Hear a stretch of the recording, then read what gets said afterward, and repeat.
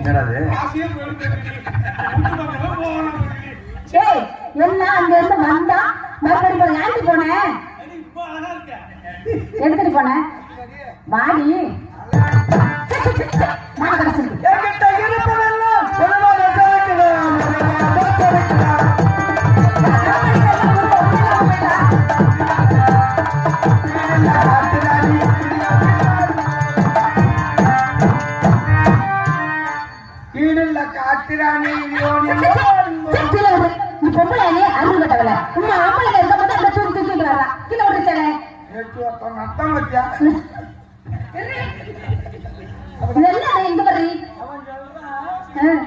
என்ன சொன்னா